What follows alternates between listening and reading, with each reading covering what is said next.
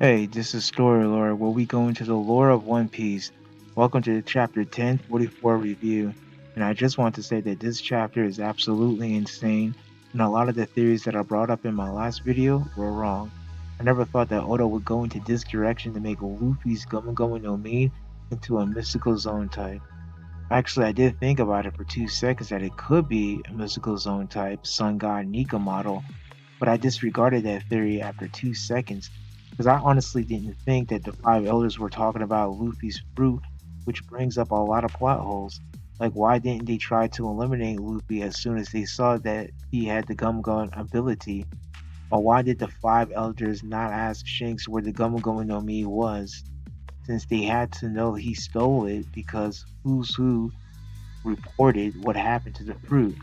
But anyways, this was a good chapter, starting with Luffy laughing uncontrollably and having a blast to the beat of his own heart. Next, we see Yamato reacting to the news of Luffy being Joy Boy, which some think he was possessed or a reincarnation, which is neither. I think Joy Boy is someone who ate the fruit 800 years ago, and now Luffy is the one who has currently awakened the fruit, perhaps the second person in over 800 years. So when Zenitsu said Joy Boy has returned, he was talking about the awakened state of the fruit, which gives the user a running heartbeat, not necessarily that Joy Boy came back from the dead to possess Luffy's body. We then see various people reacting to Luffy being alive. We then cut back to the Gorseys talking about the fruit being a mystical zone fruit, and how it evaded their escape for so long, which brings into question, did Luffy choose to eat the fruit, or did the fruit choose him? That's something to really ponder about. My favorite panel in the whole chapter is Luffy jumping up into the full moon. It really sets the tone on what One Piece is all about. I'm curious to see all the things that he can do in the future. The next part of this chapter was taken up by Harari and Orochi, which I thought was okay, and it would have been nice if it was a plot point that was wrapped up sooner.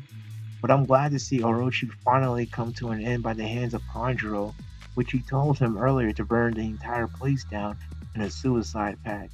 The chapter comes to a spectacular end with Luffy naming his awakening Gear 5th and yanking Kaido onto the rooftop to finish their fight, which we then see Kaido with his googly eyes getting slammed around like Tom and Jerry. Luffy in this form acts like a cartoon character with the Toon Force, which I love, but I do wish it was explained better.